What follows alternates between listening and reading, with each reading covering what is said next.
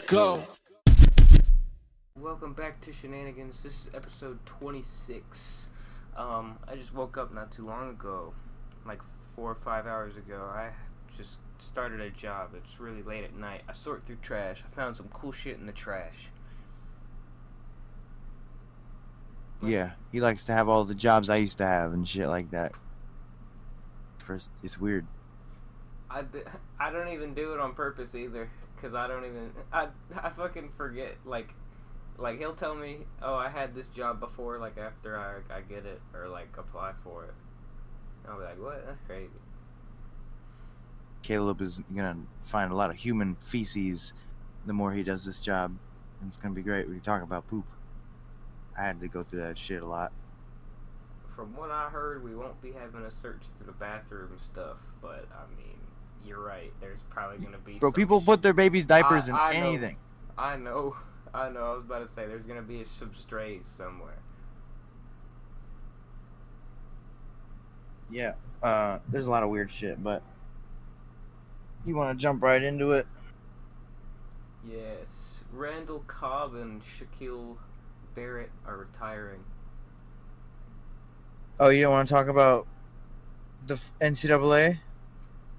I did, but see, I'm pissed because this motherfucker I was just playing against 2 hours ago quit on me mid-game in the middle of a good game for no fucking reason. It was tied. So this game, I like it. Like it's pretty good looking and it's fluid. I like how it's not as choppy as Madden. But you know, my thing with college football that I don't like is that it seems like defenders or I don't know, college level defenders that aren't good ones just suck at tackling. And that's why you see these huge plays, and that's where the whole name Shenanigans comes from and for this show, because college is stupid. Well, the players can be, so it's like in this game that they also just don't tackle. It's ridiculous. Like, it'll take 5 dudes to tackle the running back in this game for me sometimes. And I'm like, in Madden, I would have got stuffed on 2 yards after my first point of contact, which I would have kind of prefer. I mean, especially if I'm playing defense, because it works both ways. Like, I don't know. I think it's realistic. You know? I was about to say it's kind of realistic to the levels of the game. Like, if you're it depends. Like, if you're playing as Michigan, I never have that problem with tackling when I play with Michigan. All my players make their tackles. You just have to. You just gotta play as a worth a fuck team. Yeah, I don't know, man. It's weird. They bounce around. It's cool. It looks cool. And college offense is more fun to play with, I'll say. Like, I like goofy plays and, you know, the jet pass sort of thing. It works better in this game. That fake jet pass and all those fucking, like, option plays, those read option, those spread, and, like, the fucking, what the hell's it called? I don't even know. All these weird college things, man. Spread option, shit like that. Like, they work so much better in this game. And I agree with you, the fucking gameplay is a lot less choppy. Yeah, Seems like players get a lot less stuck on each other, too. I definitely...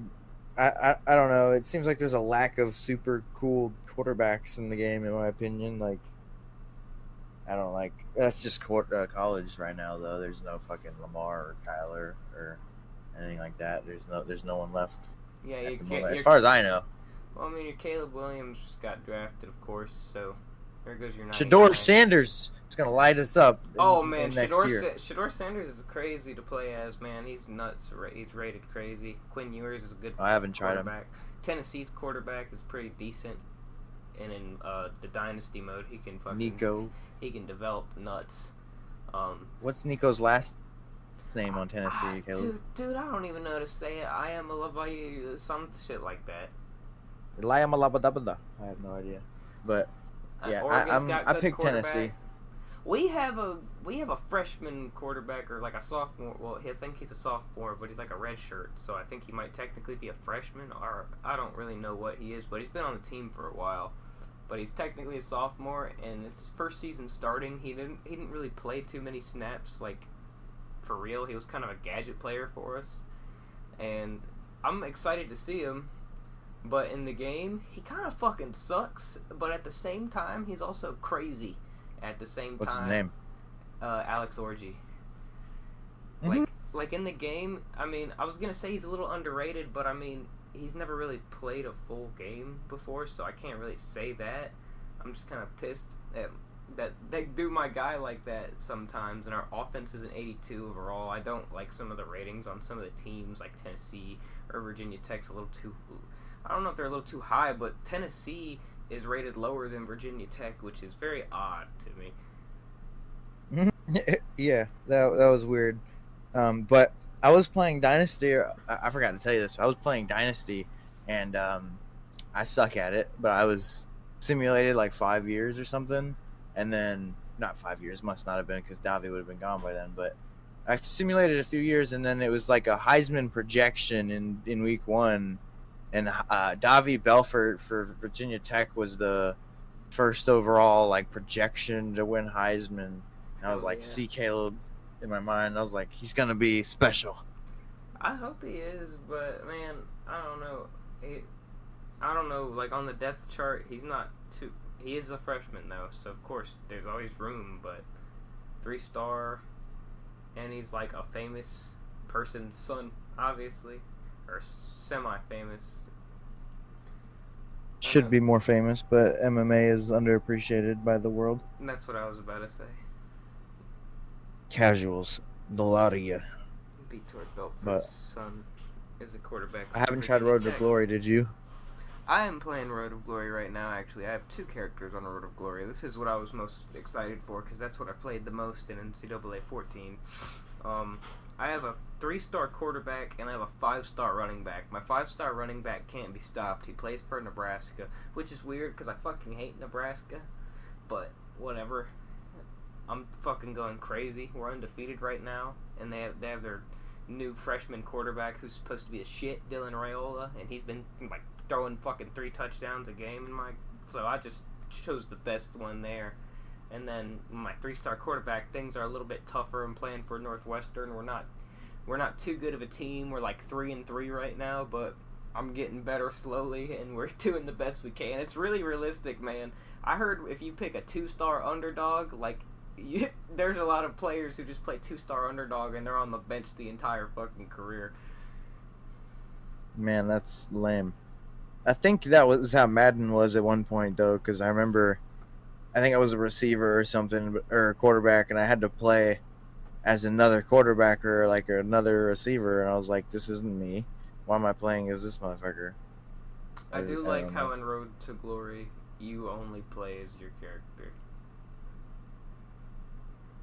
How does it work in Road to Glory though? Like, I haven't tried it. Do you have to like? The camera angle is a little bit different. You do pick the team, but different. Like depending on what your star level is, and depending on what teams already have and their players, it'll show you. It'll be like, oh, bench, or like the worst is walk on, because you're not even getting a scholarship. You have to walk on and try out for the team.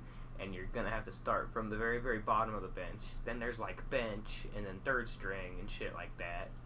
And then, on 5-star, the highest I've seen was 2nd string, which kind of makes sense because you're a freshman coming in. But if you're a 5-star coming in as a 2nd stringer, after, like, fucking preseason week 1 and the bye week, the first bye week, you'll just, you'll just be the starter automatically before the actual season even starts.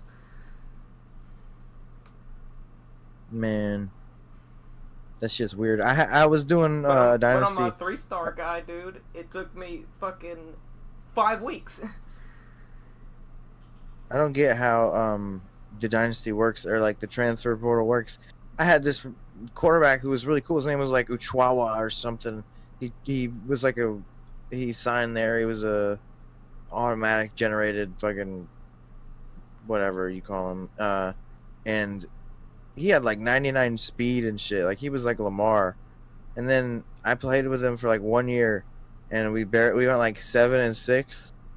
And then he fucking transferred, I guess, because I didn't have him again. I was like, how do I keep him? Oh, what the fuck? Yeah, the game's like Dynasty is super in depth, like with the recruiting and everything. Like it's easier than you would think, but it is more in depth than Madden for sure. Like, you gotta learn how to like keep your players and like work the transfer portal and shit. Make sure you don't lose your players. Learn how to recruit and target certain players and needs and shit. That is big cringe, but I'm gonna figure it out more. And that's just how the game works. No trading players and picks for a bunch of stacked teams. You gotta build that shit, dude. My friend said he was rebuilding like Temple or some shit, and it took him 12 years to even make the playoffs with them. That's how realistic the shit is.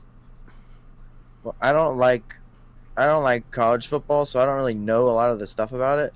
So like I told you, I didn't know what the conferences really were or anything. You were telling me like Big 10, Big 12, all that stuff. But you know, segueing into another thing, like you mentioned earlier, Randall Cobb is retiring allegedly, but he'll be joining the SEC network as a college football studio analyst.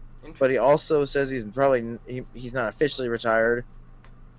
He's 33, but it's pretty old, and he hasn't been doing great. He was with like Zach Wilson and whoever else last year, but yeah, so he's going to be doing commentary for college sports unless the Jets have a good run, I guess.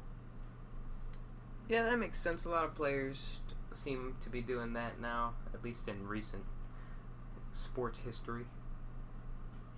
It kind of sucks for Rodgers. I think he's losing Lazard and Cobb, so like some of his guys are gone. Bakhtiari's not going there, probably.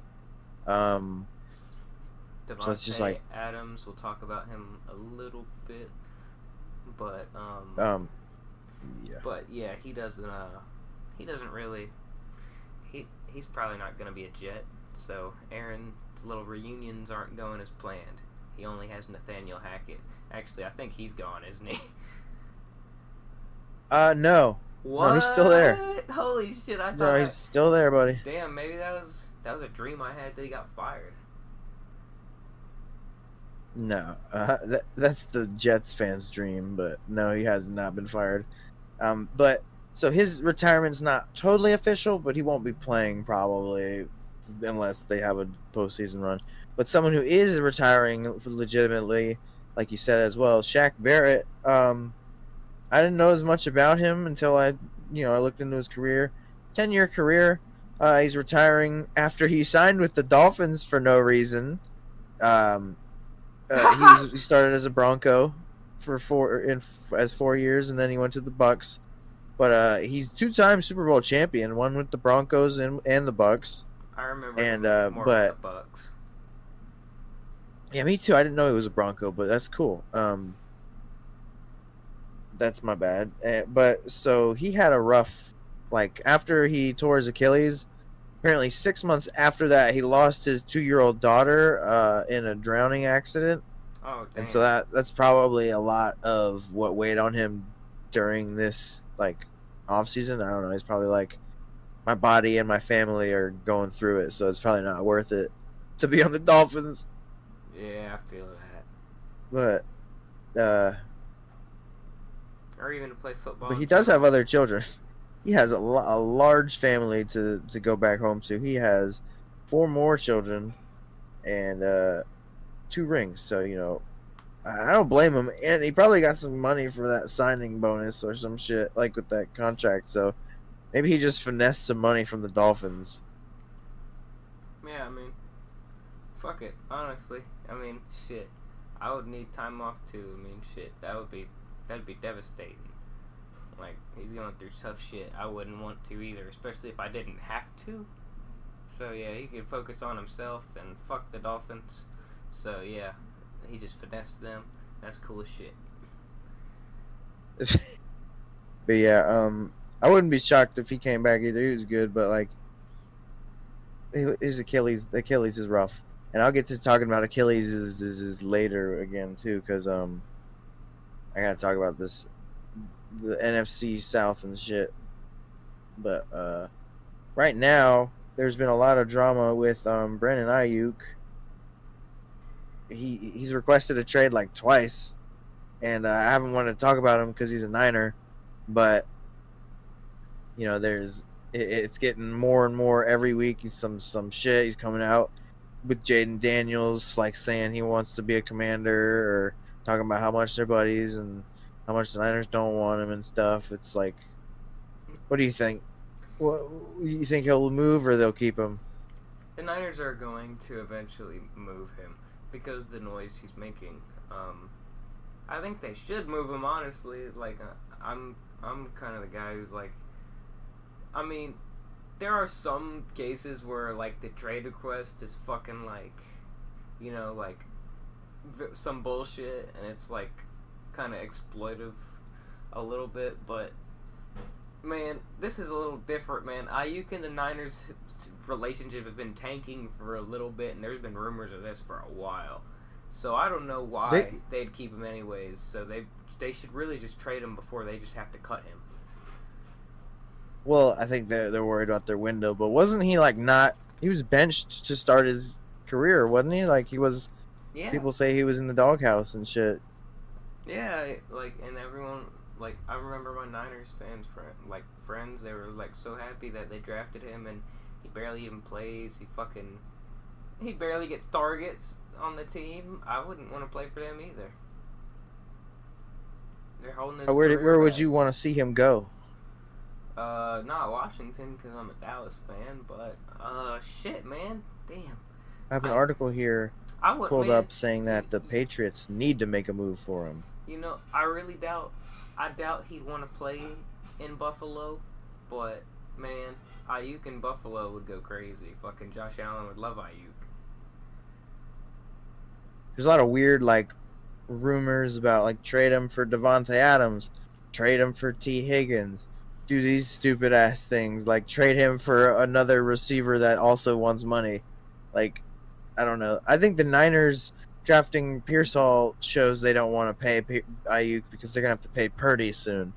And, I'd trade. So, I would want to see him as a commander. I'll just picks, yeah, I mean... We'll see, because that's... I don't know what else they're going to get for them. They're not going to... they might get... I mean, they might get a wide receiver swap, but I don't know, like, what do they need? Defense a little bit? Not too much, but they need some. And then what? They need, like, some offensive line? I don't know, maybe a corner or an offensive lineman and some picks? Yeah. I don't know, but, like... any high-level fucking line, like, player, though. I don't think. There's just some wild ones I've seen, like some trades, the propositions. Adams for Ayuk was a stupid one, because we'll talk about Adams in a bit too. But like, I'd love to see Ayuk as a commander, because you know, I've mentioned a few weeks in a row now. I don't like when teams are super lame, like the Texans were a few years ago, or like the Pistons are. Well, not the Pistons, but like the Pistons. I better be careful before I piss off someone. Years. I like Cade. That's why I didn't say that. I like him. They're lame. I'm not saying the Pistons team. I'm saying the they are kind of in the shithouse though. So yeah, ownership organization, like that staff and like what they're trying to do with that team is shit. Like the Pistons ownership. I just don't like shitty teams. It's unfortunate. I want every game to be somewhat competitive. Like with you guys in the regular season, you guys have some rough games with some shit teams. Like I remember before the Texans got Stroud and there was still Davis Mills and whatever, they had a rough game with you guys like 2 years ago in the regular season. Y'all barely won. And same with the Chiefs versus them. It's like they were scrappy, but they just didn't have like the ability to win. It was weird. There are teams like that. I noticed like the Lions were like that for the longest time. Yeah, that was part of my thing with the Lions. I mean, I don't think they're capitalizing with the quarterback they have by paying Goff, honestly. I feel like you could have traded him or something. Get Purdy. I don't know. That'd be crazy. What about Goff for Purdy? No. I wouldn't do that. Why not? It's just Purdy, but taller. I trust Jared Goff more, I'm not going to lie. Suppose. Purdy, I'll give him one piece of credit. He does have some pretty, like, Russell Wilson-looking plays of, like, him scrambling out, getting good angles to throw and weird shit like that. He looks like Russ because he's short, though. But he has good plays, like, sometimes. Purdy's a good decision. Usually he throws to CMC for though. the most part. But yeah, I would love to see Ayuk as a commander. Where'd you say? I said Buffalo. I want to see him and Allen together. Oh yeah. Another one that's been thrown around there was Steelers. He said he would want to be a Steeler because he looks like Mike Tomlin. They look very similar. That'd be funny. It's weird, but yeah, Ayuk. Hope he gets traded. But then another receiver that's we were talking about earlier, Devontae Adams, came out. He was on the show Receiver, and there's like a bunch of mic'd up clips of him saying, "I got to get out of here. I'm gonna get fucked up because of Jimmy Garoppolo and stuff." But then he comes out and he talks about how he likes the Aiden O'Connell and stuff, and he likes to be a Raider, and then goes on Shannon Sharp and talks about how he loves Aaron Rodgers and all that. And if he was gonna reunite with anyone, it would be Aaron Rodgers. So I don't know. I think he's just trying. You think he can get traded, or he's gonna stay as a Raider for no reason? He's gonna stay as a Raider. He's trying to appease both. He's not trying. He's trying to make it seem like something is wrong while making it seem that nothing is wrong, and he's fine at the same time with his situation. So nothing's gonna happen. He'll just stay there because he doesn't want to be like a complainer. He doesn't want to fucking have the narrative put on him like all these other receivers. Like, oh, breaking news, bitch ass receiver crying over this, that, blah blah blah. So well, in a theoretical world where he gets traded, where would be a good spot? But maybe besides the Jets, because let's assume that's the obvious answer. Where else could he go besides the Jets? I'm trying to think. Like, there could be some other cool options. Like, where's some contenders? Not the Chiefs. Shit, man. I don't know. That's tough. I would. Man. Let's imagine that's not in the AFC. They'd probably trade him back to the NFC. One I keep seeing is the Packers, but I don't want to see him back as a Packer with Jordan Love. That's weird. Fucking weird. I don't know, man. Adams, you know what I would have liked to see? Instead of the Texans going after Stephon Diggs, go after Adams. That would have been better. That would have been interesting. I don't know. Maybe Diggs was just them. A second round pick. I'm sure you could get that for Adams now. He's older. Devontae Adams on the Cardinals. I was gonna say that, but I don't want to see that because he's in my division. That's true. He is in your. And they're not like a contender. Like, I'm trying to think of a team that had a deep run. Like, I don't know, Lions maybe. I don't know. I don't know. Yeah, like just contender. Get them to a contender. There's a lot, but not Cardinals, please. I don't like him as a Raider there. If they had a cool quarterback, like when he went to the Raiders and then Rodgers left Green Bay, I was like, it was between Raiders and Jets. And the Raiders came out and said they had no interest in getting Aaron Rodgers. I'm like, what the fuck? Y'all don't, but they didn't even want Derek Carr. So I don't know. But yeah, go Devontae. I hope you get traded, but you probably won't. Let's see. Oh yeah. So Netflix is doing some crazy shit. 2 different documentaries involving some recent football things. They're releasing a show called Sign Stealer, about the guy from Michigan who got caught stealing signs because y'all are filthy criminals and don't deserve to have that ring, and it's a shame, really, to the sport of college football. Yep, what they're doing here. Yeah, like fucking, even know anything that's even happened. No, I don't. But I mean, yeah, I'm on my ride or die shit. We did nothing wrong. We did everything everyone else did.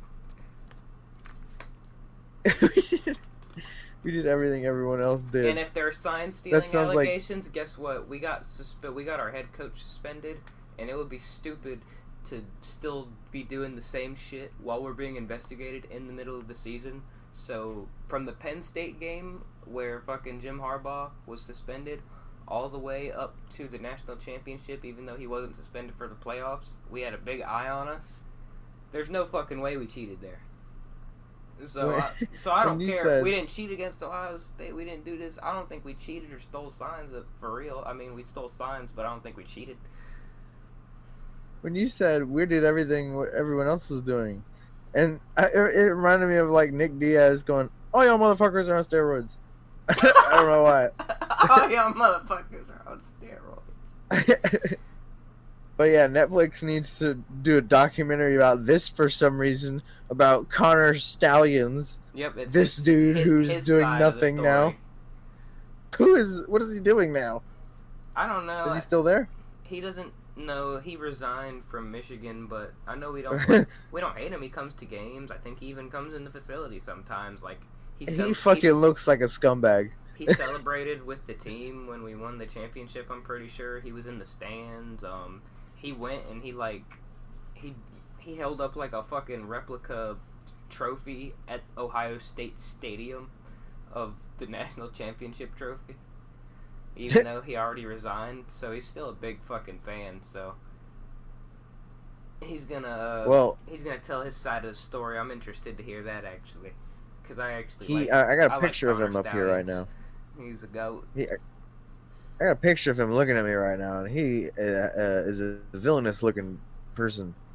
His face is not nice. He's not mean or nothing, but he's smiling at me, and it looks like he's got a secret. Like he knows my signs. You know what I'm saying? I don't know. Maybe it's because he used to be I think he used to be a Marine. I know he was in the military. Oh yeah, you send that guy down there to steal signs. You don't even need a second look. Yeah, I was about to say, okay. You got the perfect guy to steal signs, former military op, like... So you admit it! Maybe. Okay. Yeah, but Sign Stealer on Netflix on August 27th. That's weird, random, but another Netflix project.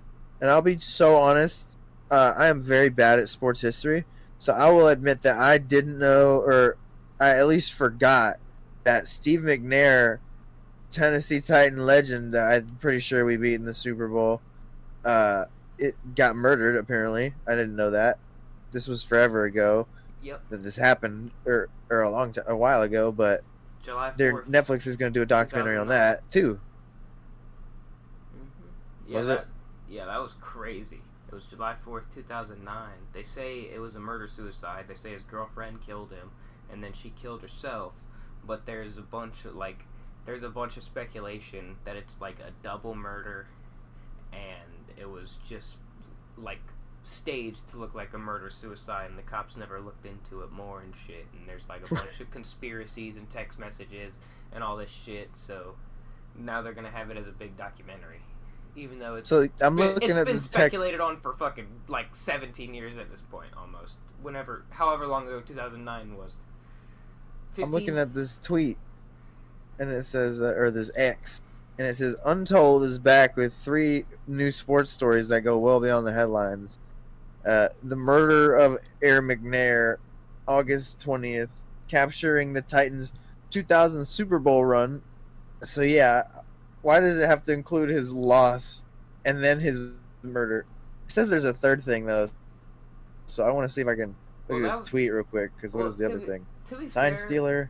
That was just a really crazy season for the Titans in general.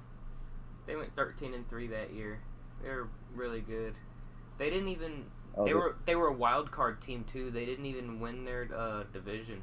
That was the Jaguars, who went 14-2, and the only 2 losses they had were against the Titans. And guess what? In the fucking AFC Championship game, it was Jags versus Titans, and the Titans beat them a third time. The only team the Jags lost to that season was the Titans. Other than that, they went 15-3. That reminds me of your 12-5 last year when you lost to 4 really good teams, and then the Cardinals. That's funny. The other thing that it says they're releasing around that same time is a soccer thing. I couldn't give a shit about folk soccer, but yeah, I'm gonna watch that. I didn't know about that, so me and my girlfriend we watch murder shit because that's what women like, murder and death and doom and gloom. But there's some football in there, so I can watch that with her, and it'll be cool. Yeah, it's a But really anyway, interesting story. It's sad too. Rest in peace, Steve McNair. yeah, rip that guy. It's only been 15. fucking a long time. I mean, yeah, still though. I don't know. There's like a an expiration date on my grief, like 9/11. I don't care. I don't really give a fuck about that either. But I'm just saying. So I have to go back to last week and talk a little bit about what I said about the NFC South and shit, and with the Saints. So I picked the Saints to win the division, which is not a controversial thing. It's a they have an amazing defense. It's really fucking crazy. But uh, I did say also though that Derek Carr would get benched for Spencer Rattler at some point in the Saints season. Now, I said that before I took a deeper look into the entire like division, and so I'm gonna talk a little bit about it. I'm not super confident in Derek Carr, but now that their like offensive line is a bit better, and he's been there for a year, I think it'll just look a little bit better, and it also has to do with like the rest of the division is gonna be worse in my opinion. I think the Falcons will be The better. Saints, I think they're gonna look okay if Kirk is okay. But here's my thing: I'm not confident in Raheem Morris as a coordinator or coach or whatever. I don't think he's already been a coach. They didn't do very good or whatever. He was an interim coach, but still, or something like that. But I don't. I never liked him as a Ram. I never liked our defensive calls. Or the personnel we always put out there, like for in our secondary, and he was supposed to be a secondary guy.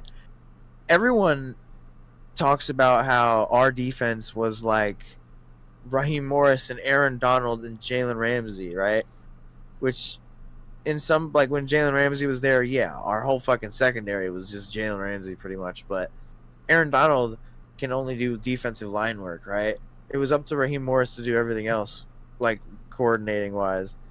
And it just was never there. And with their defense in Atlanta, I don't like the moves they've made. I think they had a terrible draft. Getting Penix, that's just going to add toxicity to the locker room. What if Kirk doesn't come back well from the Achilles, and then they bench him for the healthier fucking what's his name? Dick Penix, yeah. They bench him for Penix. And then next year they're like, oh, okay, Kirk's back off his Achilles. Now it's time to start him. And then it's just going to be some stupid shit. So I don't like the direction the Falcons are going in. I like their offense. So I think that'll hold them up well enough to compete for like a wild card. But I don't think their defense is going to hold up with all the shitty moves they've made compared to the Saints have vamped up that defense. They got Chase Young, Willie Gay, Kool-Aid. They re-signed Tyrann Mathieu. And they got a new offensive coordinator he was a special teams guy from the Niners, but, better than whatever the fuck they were doing last year where they just dump it off to Alvin Kamara 50 times a game. And also with the Buccaneers, they re-signed Baker Mayfield, the most inconsistent first overall pick in history. And then they signed the offensive coordinator from the Rams, who he's been an offensive coordinator in the NFL like one time, as far as I'm aware, with us in the year we went 5-12, worst defending Super Bowl champions ever. And then he went back to fucking like Kentucky for a year or something, wherever Will Levis is from. Yeah, Kentucky. Is it Kentucky? Yes.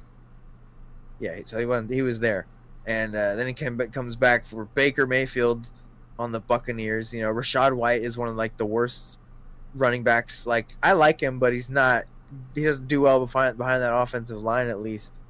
Yeah, he's one of the worst performing starting running backs in the league. I don't think he's that bad, but I think it's just like circumstance. I agree. Then Evans is getting older, David's getting older, Vita Vea is getting older. It's just like this team is getting older, and they're trying to stick to the Super Bowl squad as much as they can. And take it from a Rams fan, it don't work. Y'all are gonna have a bad year eventually, and I think it'll be this year. So and y'all don't have Tom Brady anymore. Yeah, and then the Panthers, I do think like the Buccaneers had Dave Canales. That's the guy who made Geno Smith good. and Baker Mayfield. And so when he left Geno had a worse year, and then now he's left Baker. I'm ready for a worse year with Liam Cohen, who fucking I don't even remember what our offense was like back then. It wasn't good. Stafford was getting fucked up at least, so I don't know about whatever his protections were. Uh, but I'm not confident in them. Todd Bowles is a weird coach. All the coaches there are weird. Like Dennis Allen, I'm not confident in Dennis Allen, but it's like I just think second year Derek Carr, better situation compared to the rest of the division. Yeah, I think it'll be better. I think Bowles definitely fits defensive coordinator. He definitely fits the coordinator position way better than head coach. I want to see the Saints trade Alvin Kamara though, because they got a running back, Kendre Miller. I like, and you got Kendre Miller, Jamal Williams, and Alvin Kamara. Then somebody's not getting enough shine, so it's like Alvin Kamara. I would trade him. Huh? I love AK. You want AK? I'd want him. Hell yeah! I'd take him over any fucking running back on the Dallas Cowboys right now. But you have Zeke. I don't even give a fuck that he's a receiving type of... Shit, that works! Our receiving core is kind of fucking strung right now. So yeah, we need a receiving type of running back. Come on now, Kamara, we'll take you. I feel like we have your number. That's the kind of guy. Number 41, perfect for you. Or does he wear 43? I forget. I think it's 41. Alvin Kamara is the kind of guy that they should have gone out to get like Caleb Williams or some shit instead of DeAndre Swift. Alvin Kamara would have been like a way better version of what they wanted for him, like or a Bryce Young, like a young quarterback that needs that safety valve like a CMC. He's not like CMC, so but he's pretty good. He's really good. Yeah, he is really good. He's fucking a great rusher and receiver, just like CMC, but obviously not on the same level of fucking eliteness as CMC is, but still. If I had a fucking dollar for every time I watch the Saints do a play action and then he dumped it to fucking Kamara as soon as he runs between the linemen anyway, I'd be fucking filthy rich, bro, because like that's all that Derek Carr did last year. But I'm thinking maybe with the offensive line better, it'll be good, and he'll have more time. But yeah, so I'm gonna change that take. I'm not saying that Derek Carr is gonna get benched anymore for Spencer Rattler, because I feel like they will be competing to win the division, and they won't have time for that shit unless like injuries happen and then they're just collapse. But I'm changing it now to I'm gonna bet that Deshaun Watson gets benched for Jameis Winston during the regular season, and that's how they lead the Browns like to what they did last year, pretty much. Like, I mean, the Bengals. I'm gonna assume Joe Burrow stays healthy and everything, but I said it would be Ravens, Browns, Bengals, Steelers, and I still stick by that. I think Jameis Winston. We saw him do really good with the Saints with Sean Payton for the 1 year until he tore his ACL. And then we just saw Kevin Stefanski take fucking the mummy of Joe Flacco and make him the comeback player of the year. So I think you do that with Jameis. You give Jameis Winston to Kevin Stefanski. He's not too much different than the fucking interception touchdown machine that Joe Flacco was last year. So, like, honestly, I think Deshaun's going to fuck himself out of a job, and Jameis is going to be like the vibes that the Browns need. I'll bet that happens instead of the Spencer Rattler thing. Honestly, yeah. I think Deshaun Watson's NFL career is over after the Browns. Oh yeah, for sure. Unless somebody needs a kick returner or something like Justin Fields. But let's see what else we got. What's next? Oh yeah, so right, I contradicted myself already, and so we're gonna switch over to a little bit of basketball to where I did something else stupid. Last week when I was naming a bunch of Jalen's that I love, I forgot the only Jalen that mattered, and it was Jalen Suggs on the Magic. How could I do this? I apologize. I love you so much, Jalen Suggs. But yeah, that's weird. I'm an idiot for that. Forgot your own boy. Speaking of your boy, my boy's got another boy. Westbrook! Russell Westbrook. The man. I think you said you wanted that, right? I did. A couple times. We've wanted that. It's been rumored for like a month or so now, and I'm happy, especially with Darren Holmes, our our first overall pick, who I was really excited for. He tore his Achilles in Summer League, so he'll be out for his rookie year, sadly. Or at least majority of it. Forgot about that. Majority of it. He might make a late season comeback. Of course, I would have loved to see him and Westbrook, but I'm glad we signed Dario Saric now, and also seeing that another guy in Summer League, one of the guys we drafted last year, Julian Strother, he's doing good in Summer League, so he might be able to come up out of the bench rotation and not just be a bench warmer like he was last year, and come up in the rotation. So I'm happy we have Saric and Strother getting better and everything, and Brown starting hopefully, and Westbrook off the bench is going to be a great fucking addition, man.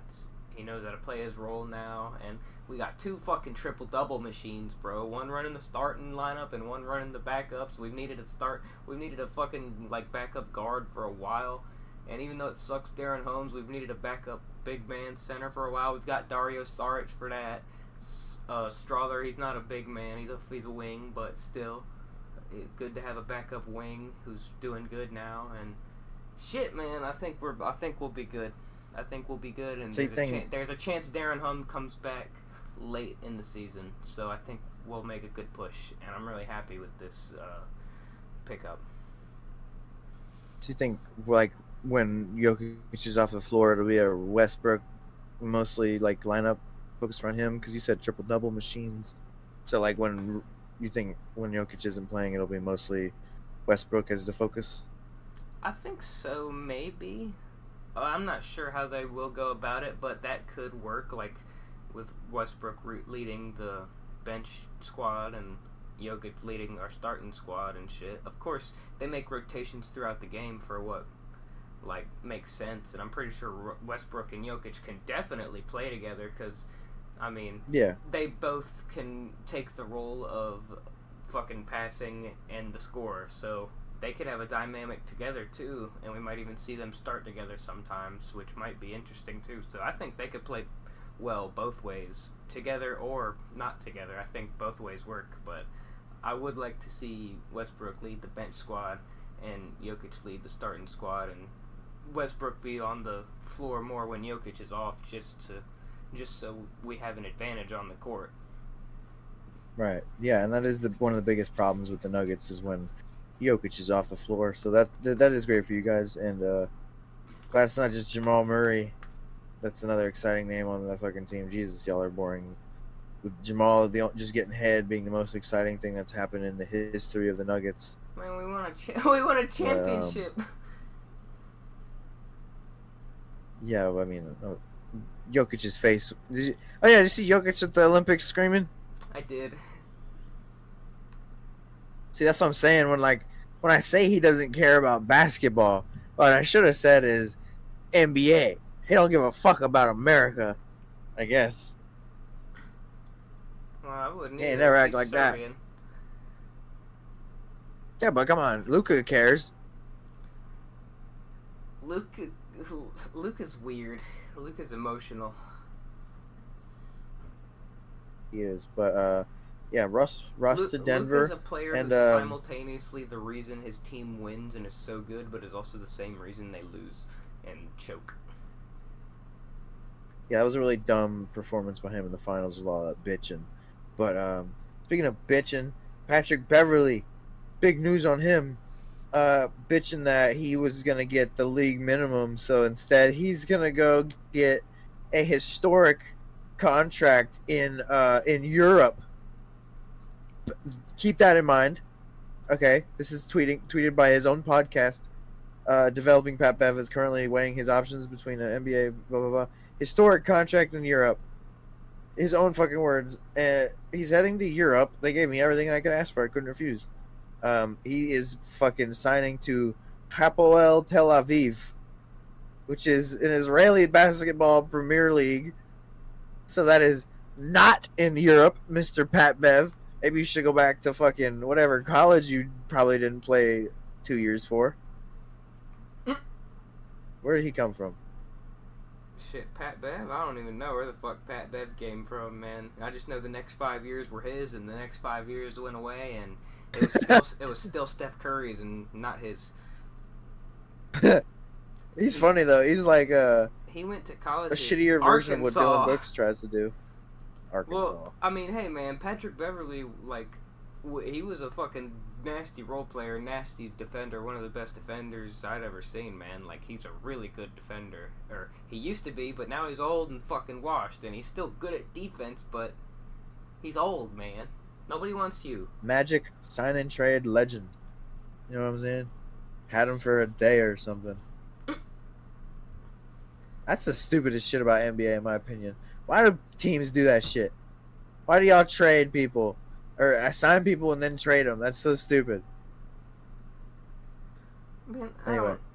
I don't even know, man. But yeah, he's going to Tel Aviv in the Israeli league. And so, like, all those Jewish people that have never seen a dark skin that can jump like 7 feet in the sky, they're going to be scared. But they're going to be excited because he's probably going to be the best player in the league. Yeah. He's gonna be like, they're gonna be like, oh, vey, these black men can jump. What are we gonna do? Oh my god, dude, NBA busts go fucking crazy in other leagues, dude. There's this one dude named Jimmer Fredette who was like the 10th overall pick, sucked ass in the NBA. Goes to like China or some shit, and he averages like 50 points a game and shit like that. I'm like, what the fuck is going on? See, Taco Fall dunk on that fucking like 5'10" Asian dude. I didn't, but I'm not surprised that happened at all. Wherever he's playing, he just posted some poor guy. Oh, the reason he said yeah. Euro is because he is playing in the Euro Cup, because Tel Aviv, they do play in the Premier League, like Israeli basketball league, but they play Euro Cup too, and which is EuroLeague basketball. The league it's in is the Israeli Basketball Premier League, so like I know, but if they play there, but and other shit too. So I guess maybe he's more excited for the Europe aspect of it. oh, the next 5 years in Israel are his. That's what he means. Okay, he's going to Israel and then he's taking over Europe. I get it. Okay, good for you, Pat Bev. Hope that goes well. By the way, it's a 2-year, $4 million deal. And that's a record breaker in that league. Man. Fuck. Holy shit. So, that's good for him. Yeah, that shit's like a WNBA contract. He should have just shaved his beard and gone and fucked up Caitlin Clark. But, let's see what's next. Oh, yeah, Damian Lillard. Damian Lillard. Hello? What? I didn't hear you, but Damian Lillard, in Utah, where he apparently went to college, I guess, he's being honored with a statue, but it's not him, it's a fucking horse. And it's got like his face and then his college alma mater logo on it. Did you see it? I did not, but that sounds awesome. Damian Lillard's horse. Yeah, it's part of like a project there in Utah where like every fucking piece of art or whatever, or like most pieces of art are horses, because of like horses led the way to the stadium that they play in or something like that. Something about pioneers. I'm not going to explain everything about it to them, but it makes sense. It's like a weird tradition thing there. But yeah, he gets like a purple horse. Look it up. I was about to say, he played for Weaver State. The Weaver State Wildcats. I had no idea what the fuck that had to do with a horse, but now I know. It's not his school, but it's like his state and like the arena or something. It's weird, but let's talk a little bit of WNBA real quick. I wanted to talk about Angel Reese stat padding the fuck out of her numbers. So, Caitlin Clark has been historic. I'll just get that out of the way real quick as in the beginning just to say why Angel Reese wants to make all these moves. Caitlin Clark just set a WNBA record for 19 assists in one game. It was the WNBA All-Star team versus the Team USA or whatever, and they beat Team USA. And so Caitlin Clark's setting records. She's going to be Rookie of the Year, no doubt. And then, but Angel Reese has had like a historic double record. I don't know if you've heard anything about that. Have you I heard have. any news about her doing that shit? I have. She's a fucking double machine. Yeah, it's a weird thing. Whoo, boy, her stats though. Like if you look at this, oh man, she don't take threes, and then when she does, she don't make them. I did see that. I did see that. Let's go. I'm gonna go to the beginning of like this double streak. So it was like, I think it was almost like 16 games or something. So from Shit, she averages a double. I don't remember where from over like the last month. Yeah, she averages that because she gets most of the game. But anyway, she broke her streak on like a couple weeks ago, and if you look at the games, she tried so hard to get these points. She was like going at the rim at the very end of the game, and she went 3 for 13 on field goal percentage in that, or 3 field goals just in that game, because she was just like going for layup after layup after layup at the end to try to get that 2 points to get 10 points for her double. Because all she gives a shit about is this double, and it's crazy. I keep seeing these videos, and every time she tries like 3-pointers or anything, it's 0 for 2, 0 for 3. The best she's had is like 2 for 2 or something. She's not good at shooting. And then one game she was like 2 for 10 on 3-point shooting. So Angel Reese is just like one of the more annoying villains in sports, in my opinion. Like people think she's attractive. I don't think so. She's I do. fucking. Fuck you. Okay, I do. Okay, I mean, I'm happy. I hope you hit her up, bro. But I think she does not look great. She looks like this one weird stripper I saw one time, and I didn't like her either. But anyway, and then she's just like always like talking shit on Caitlin Clark. Man, she just posted. Fucking found Caitlin Clark whenever they play. She posted a picture with her. Okay. After the All-Star game. John Jones fucking called DC recently to like ask how he was doing before his last fight or whatever. Not recently, because that was 2 years ago. Sorry. Before his last fight, he called DC to ask him how he was doing. I mean, I don't mean to like him, but I don't know. I just think she's a weird player. That's all I see from her is her fucking trying to get these doubles. Like I said, I feel like it's 3 for 13. I feel like her and Caitlin Clark's rivalry is like fucking overhyped. Not overhyped, but overplayed. Like some of the shit that people mention about that shit just isn't real. You saw her try to one-up her on purpose. I mean, she did one-up her. But you saw her do like the half-court shot because Caitlin missed and then Angel made it, and she was like, "Yeah." I don't know. I was like, "Why'd you have to do that, Angel?" I would have done. You felt like a shit, need. I'm not gonna lie. You felt a need to one-up Caitlin. I don't know. But like Caitlin, I don't know. I like her. She's actually doing the shit Angel's trying to do with less effort, it seems, and she's getting fucked up along the way. And then Angel's on this team with a player that's even better than her. They got drafted ahead of her, and like she's still getting the spotlight for these fucking stupid doubles where she's going like 5 for 10 on field goals, 4 for 10, 3 for 13, 5 for 17, 8 for 15. Like it's just 4 for 16. There's some bad ones in here. Yeah, I don't know. She's really important to her team, though. Oh yeah, I mean she's definitely one of the better. She's one of the best WNBA players already. She's just a little bit older than me. That's crazy. She's good. I'm not saying she's not good, but like she definitely stat pads. That's all I'm saying. It's weird. Like why? I'm not gonna lie. Is the team winning even? I think everyone stat pads a little bit. It's a thing in the NBA for sure, bro. Embiid, Westbrook, Harden, all those dudes are stat padding. Well, Westbrook and Harden were. Embiid still is.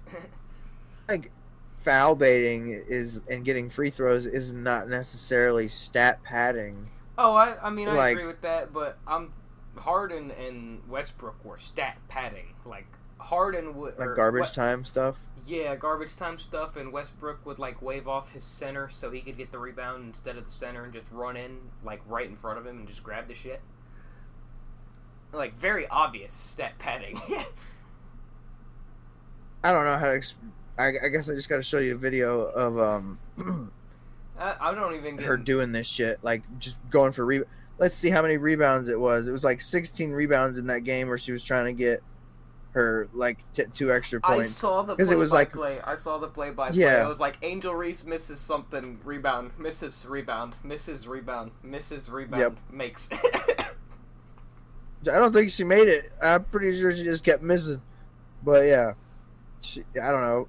She's a good scorer, but she's also Good score on the inside. trying to get that double too much. It's weird.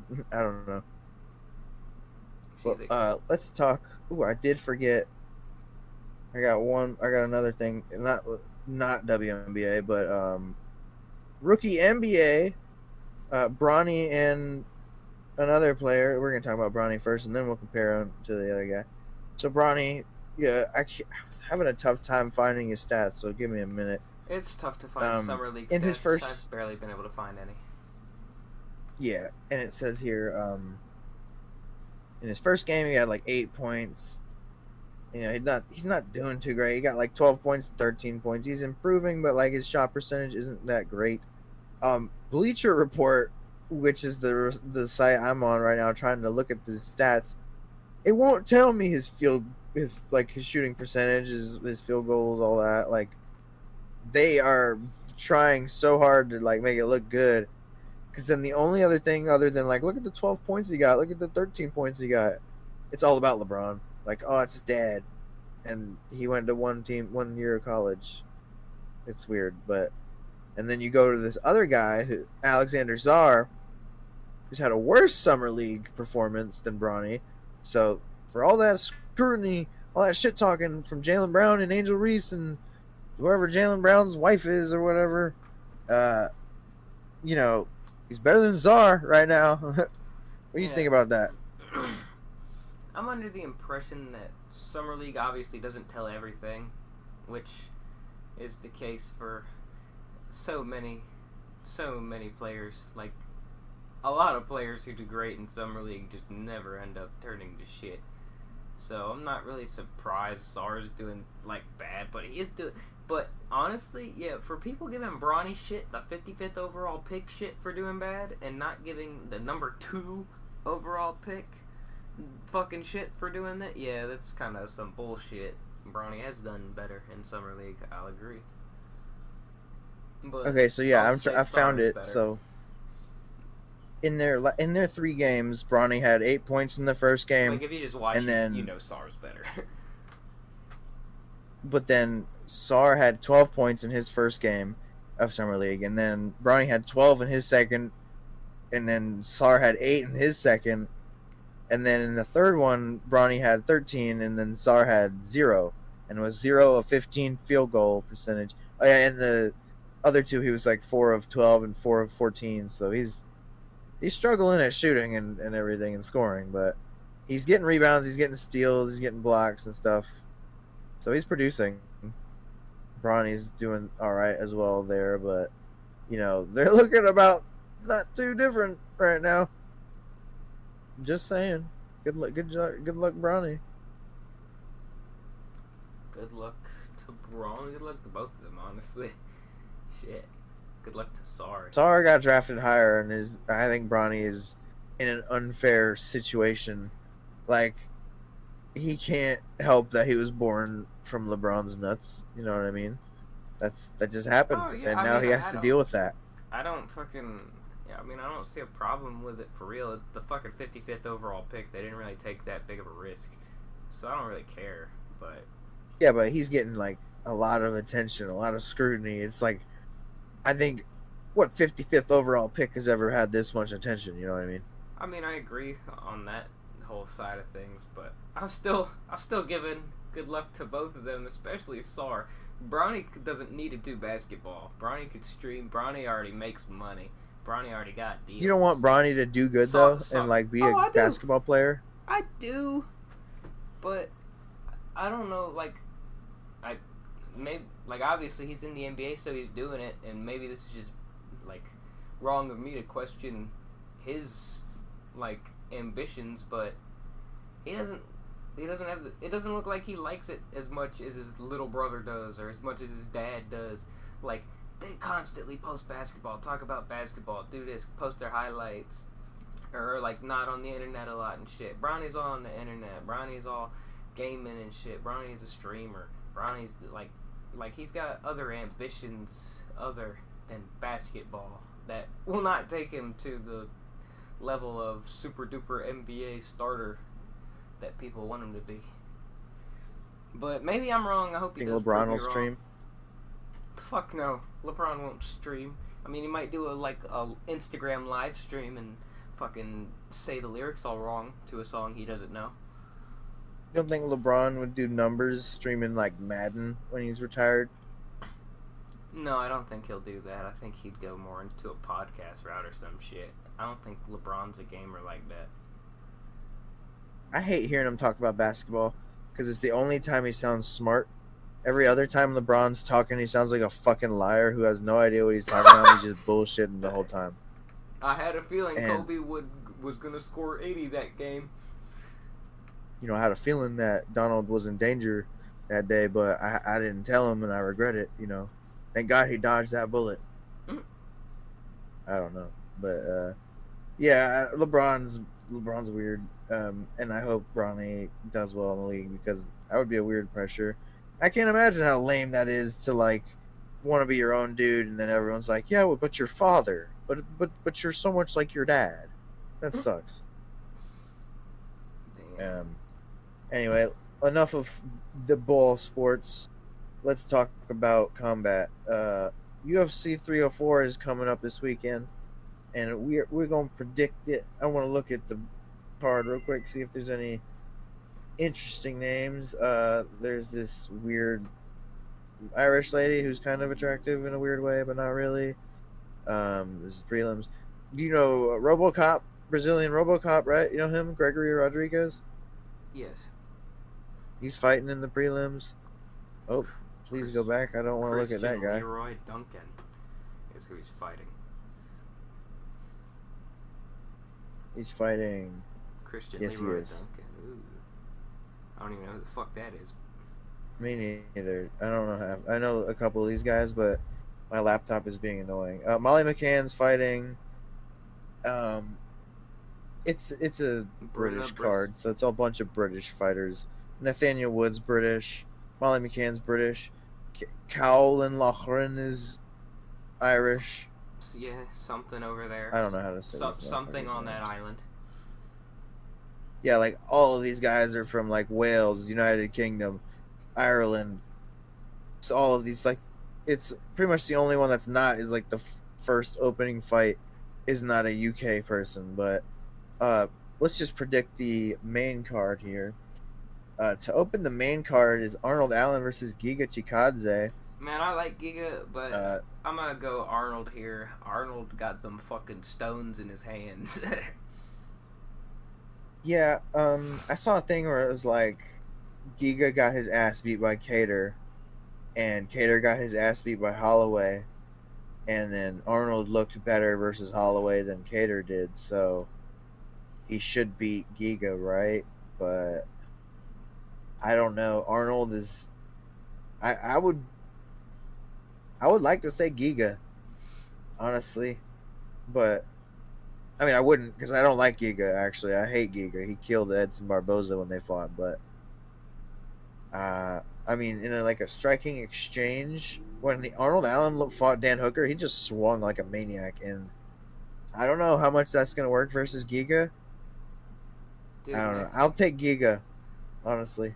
Next up, we have a fucking fight I always see in memes. I know it's like Manel Kopp, like not, but I'm not even talking about that. Muhammad Makayev. It's just a fucking, it's a Russian, like one of those like Islamic, Muslim Russian names, and the fucker's bald with a beard, and looks Russian and Middle Eastern at the same time, and he's probably a fucking wrestler, and he's undefeated.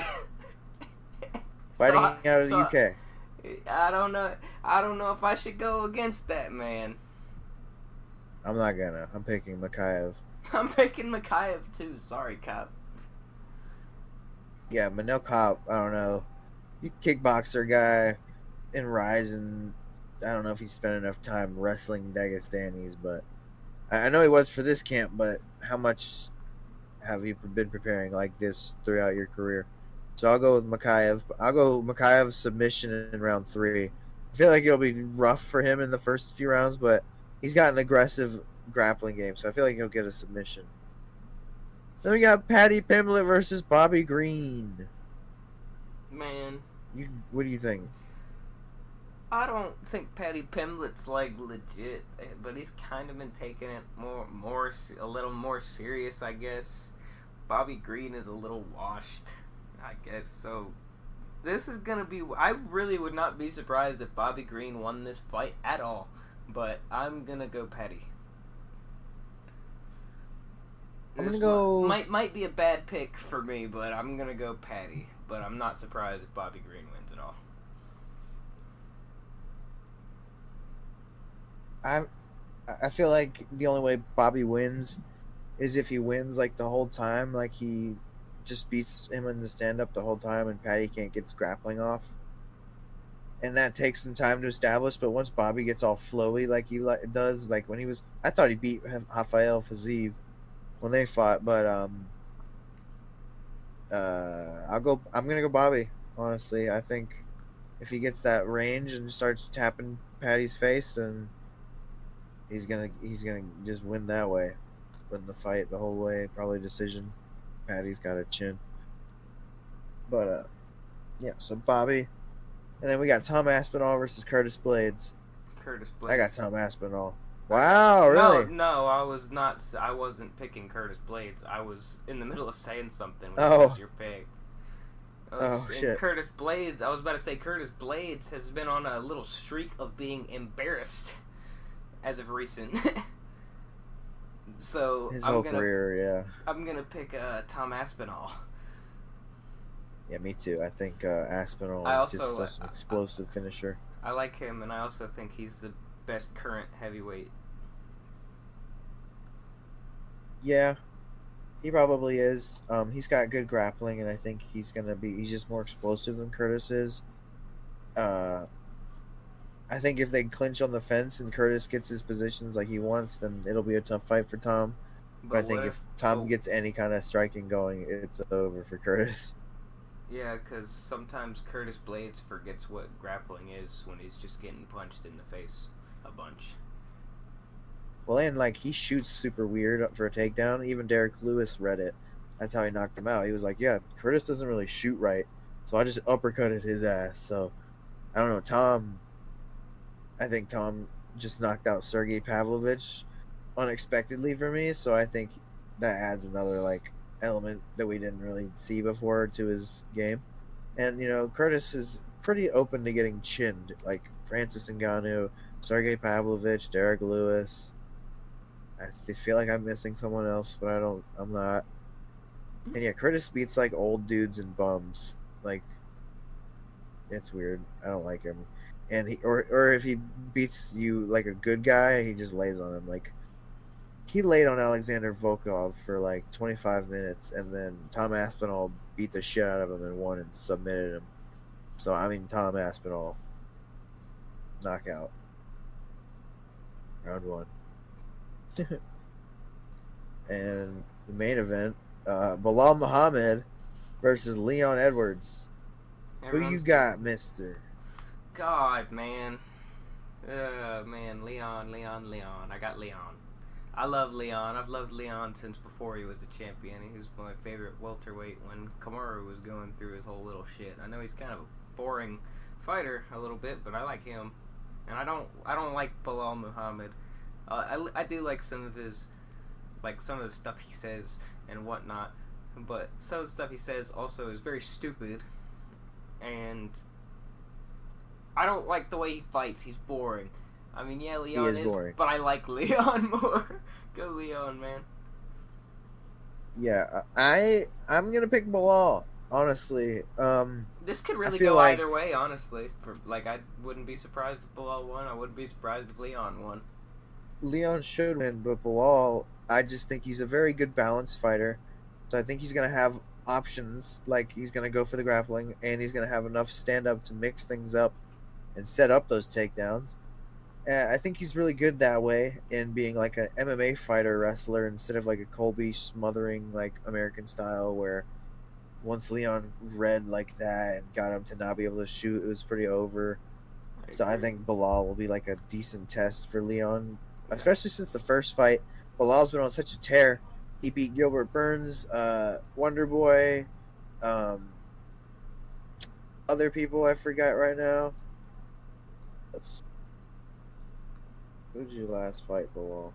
Leon Edwards I is think really he's good at using his striking, obviously he kickboxing, beat Sean Brady and Vicente Luque. I forgot about that. and he's good at takedown defense. So Bilal, Bilal or Leon Edwards? Leon Edwards. I don't know too much about Bilal's takedown defense. He could be good at that too, but I was gonna say Leon doesn't shoot much or go for takedowns much. He's more of a striker who just defends your takedowns really good and keeps it standing. So I'd be wary about trying to grapple with Leon, but Well, I think Bilal's striking is more traditional and like I'd say it's better striking than the last guys he's fought. Colby Covington is a high volume guy, but he didn't even get that going. And then, but that's a lot of due to Leon, like establishing range and striking and stuff. He made Colby scared, and I don't blame. I don't know, like good to Leon on that, but I think Bilal strikes more diverse than Kamaru Usman has because he can't really kick and shit, and his knees are fucked up. And Bilal's probably on PEDs and shit. Like he's much bigger than he used to be back in his career in a noticeable way with acne and hair and, and muscles and shit. But I don't know. I think he's gonna be healthier than Colby and Usman, who Colby like broke his fucking foot or something, or his hand. I can't remember. And then Usman's like old and you know his striking's limited and shit. I just think Bilal is going to be a better overall test. But if Leon, I think the first two rounds will tell us who's going to win the rest easily. You know what I mean? But I agree with that. Yeah, their early fights kind of do tell who wins the whole thing, except for that one fucking Kamaru Usman fight, the second one. so I got Bilal, Tom, uh, Bobby, Muhammad, and Giga. So I got Leon, Tom, Patty, Makayev, and Arnold Allen. All right. And there has been, I don't know if it's a rumor because Laura Senko said it on TV this Saturday, but it said that they're going to be making a slight change to the downed opponent rule with like kneeing and kicking to the head and shit. So the rule right now is that if somebody has a knee on the ground or both arms or something, they're down. But they're going to be changing it to where it has to be like an arm instead of your knee. It can't be your knee because people will be like their hands on the mats trying to get up, and then they'll keep a knee on the ground anyway to stay as a downed opponent, so people can't knee them. But now that won't count or whatever. Pretty sure. Huh. I don't remember. I don't remember if it's your knee or your hand. They're changing the rule though. I couldn't find an article on it. I did hear about that too, though. It was just Laura Senko saying it. Like I heard rumors about it, as well as the 12-6 elbow thing, and then Laura Senko said that on the TV the other day. She said like, yeah, it's going to change. I'm trying to think what she said. If it was you have to have a knee down, or if maybe it was your hands don't count and it is a knee. But either way, I don't remember. Sorry, there was no article I could find about it at the time. It was all like old tweets and stuff. I think it's just because Laura mentioned it. Probably shouldn't have. But yeah. So there might be a change to the downed opponent rule. And just skipping right into the next thing. Nate Diaz is planning on suing Fan Mio, the company that he just fought under. For what? Yeah. What they for the do? boxing with Jorge Masvidal. They owe him $9 million. Oh, they I'm just didn't trying to pay make him. sure that it's. Yeah, they said they were going to pay him 10 million, and they've only given him 1 million. And yeah, they didn't sell enough for that shit. So there's no way. But They didn't, but if it's in the contract, it's in the contract. I hear some shit. So hey, I think it's my girlfriend fucking tussling around. Sorry. But yeah, he's suing them, and I expect Jorge Masvidal to also probably have a lawsuit out there. But it said it was going to ESPN or something. But no, he's suing Fanmio, and it was ESPN that was reporting it, so that's why I was confused. Yeah, I don't get why Nate Diaz would expect this random ass company to be able to afford $10 million. That's more than like Connor made to fight Khabib. I'm pretty sure, or like the same amount. I don't think that's. well, But still that was dumb. this company should still be held liable because if it's in a contract and they lie to him, they should still be way more liable because they fucking lied. I mean, maybe it was a dumb Says decision Diaz. to trust the company, but still, that's a fucking company who's supposed to be trustworthy and is obviously licensed under some sort of commission to be able to do that kind of shit. So if it's written in the contract, then hey, Nate Diaz, hope you fucking get that money. So I'm reading the article now. I've read this part already. So they're planning on going into bankruptcy to probably avoid paying Nate Diaz this money. That's funny as fuck. But there's more I haven't heard at this point. It says, in a flurry of desperate calls to Diaz's representatives following the event, Engel, the guy who fucking scammed him, despondently groveled that he was going to lose more money than he had anticipated on the event if he paid Diaz what he had promised, and that his wife might divorce him because of the financial losses. So, and then he said Engel went so far as to threaten he might have to declare bankruptcy. So yeah, he's like, please Diaz, I can't. My wife gonna leave me, bro. There should be like laws or some shit that stops people from being able to create businesses or some shit if you don't have enough resources to pay your shit. It's the American dream, Caleb. Or to pay your fucking or to pay your employees a good wage too. You shouldn't be able to fucking create your own business if you can't pay livable wages either. This is the American dream. You fucking start a business and then declare bankruptcy because you can't run a business. And then start another business and do the same thing 5 times over. Yeah. because it's liable under the business name and not yours. So that's one freak show boxing thing that didn't end great. And so from that on to another one. Jake Paul versus Mike Perry happened over the weekend, and oh boy. Oh god. Did you watch any of that, Caleb? I stayed up till like 1 a.m. watching that shit. Man, I didn't watch the card. I didn't even know it was happening that day. I was literally just like playing college football, and then my friend's dad texts me and he's like, "Hey, you watching fights?" I'm like, "UFC?" He's like, "There is a fight night on, but no, I'm talking about the Jake Paul fight." And he said the Amanda Serrano chick was about to go up, and I like watching her fights because she's fun to watch. She demolished that girl. She destroyed her, dude. That was wild. Like that's when I tuned in, and then I expected Jake Paul to beat Mike Perry from the start. I contemplated not even watching the fight. It kind of went how I thought it was going to. Mike Perry's a super tough guy, so it took him 6 rounds to actually get knocked out, but he got knocked down and fucking rocked multiple times before that.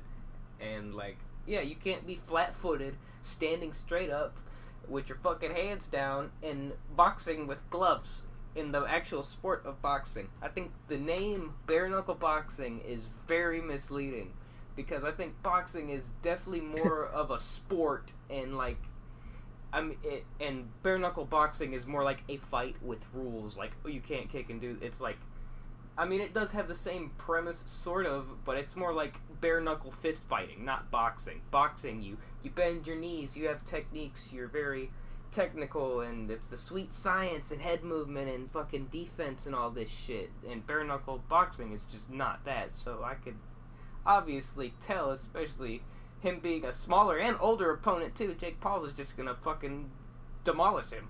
and I was right. Mike Perry's like 32 or something, so this is one of the better looking And it, matchups on paper for him. Like I agree. less shitty looking. I agree, but the fight kind of went how I expected. You're right about how he was flat-footed. I did not expect him to have like no head movement or footwork. I thought he would be like having some angles, cutting some angles, rushing them, being Dude, fast or something. I was like, dude, he's not. He was stiff. He wasn't cutting off the fucking ring at all the entire fight. Like he was just following Jake Paul when he was in control. When he was in control of the pace of the fight, he was just following Jake Paul rather than fucking trying to cut off the ring and get him to a spot to stop so he could just fucking load up on a bunch of body shots and uppercuts and shit like that. Yeah, they like should when he remake. got him I on wish the Jake corner Paul would do that bare one knuckle. time, that was nuts. Yeah, he hit. Poor Mike though. Like the finish was like the third knockdown of the fight. He got up and then the ref was like, "Walk over here," and then he was stumbling and it was like, "Oh man." Those pillows on the hands do not help with like the concussive force. I'm telling you, No, it's just they a don't. different type of concussive force. It is when you get hit flush like with a boxing glove. It's not good for you, definitely. Yeah, it's like getting hit by like a couch cushion or some shit at full speed. I don't know. It's weird. It's still gonna hurt. It's like a I don't know. It's just it makes it bigger too. Like, So dude, it's like let me just if you get hit, let me you're gonna just feel sit- it more. Like, okay, sit still. Let me take a pillow, a memory foam pillow, and just smack this fucking shit out of your head as fast as I can with that pillow. Tell me you're not getting some kind of brain damage from that shit. I think they get the most brain damage out of any sport. Honestly, like they just stand there and they Professional take pillow it fighting. and they don't. It's not like bare knuckle where you will get injured and have to quit, or like MMA where the ref will call it easier. Like you get 3 knockdowns and shit, you get a chance to be like, I'm fine. And if you're a good actor, you know what I mean, you're gonna get some second and third concussions in your fight. You know what I mean? Because once you like hit your brain, you're in like a concussive state for a while, and it's like it's easier to do it again. And so it's just like the more and more it happens, you know, a lot of these guys grow up like crazy, or not grow up. That's stupid. They're not children, but like they go on to be like incoherent verbally and shit, and like not thought. Punch They don't drunk. think fast and shit.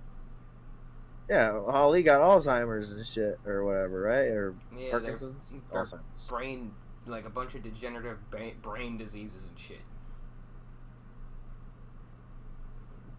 And Yeah, CTE, and, brain degeneration. But then Jake Paul, he went on to call out Alex Pereira. I saw that, and Alex Pereira said he'd do it if Dana said something, if Dana would allow him. He called him. He FaceTimed him like 30 seconds after that. Yeah, and then he They said, were on call, like on "Java." TV. Ciao. But and then he's still gonna box Mike Tyson. Yep, in Mike Tyson's November. gonna die. I It's think not gonna be a good thing. I think Mike Tyson will do better than Mike Perry. Hopefully, but do you think? I think Do you think? Mike Tyson is definitely more technical than Mike Perry will be. Do you think Dana White would let Alex Pereira go box Jake Paul just because like that's a surefire? Of course, Pereira's gonna win. I think Right. I don't think he would for most fighters, but Alex Pereira sort of has the Dana he's on Dana's like A-team list. That's one of Dana's good guys. It's one of his buddy old pals, so he might let him. Like he let Connor. Imagine Alex Pereira skips the opportunity to go fight Tom Aspinall after Tom wins this weekend, and he's like, "Fuck that." I know he I could don't be know why I a just 3 made him division Connor. champ. He's like, "Fuck that. I don't want you, Tom." Dana. And this is him in his English he's learned all of a sudden. Dana, I want to box Jake Paul. Let me finish this motherfucker. I don't know, man. That left hook. Dude, If he can knock out Jamal Hill, he would knock out Jake Paul. I was about to say, Pereira is larger than that would be the only opponent that's larger than Jake Paul that Jake Paul's ever faced. or like called out. in weight and height. And he's Yeah, a fucking he's an actual kickboxer, and I don't know if he did boxing before. I think he did, but still, kickboxing is definitely is definitely closer to it's box. his left hook. That's his best weapon. Yeah, I was about to say he's very technical with his striking, and even though he's a kickboxer and he uses the leg kicks a lot, his fucking hands are very technical too. I think he'd knock the shit out of Jake Paul. I'm not gonna lie, like really easy. Hope so. But yeah, I think finishing Jake up. Paul might beat Mike Tyson, man. But I still think I Mike think so Tyson. too. I still think Mike Tyson, just because Tyson's so old, but I still think Mike Tyson does better because he's still like technical wise, like technique and like basics and all that shit, like and experience wise, fucking you can't give Jake Paul anything that fucking that a hand up over Mike Tyson on those. Did I send you that Leon Edwards trick shot that's going viral right now? He did, I think. I think that shit is so fake. A lot of trick shots But are fake as fuck.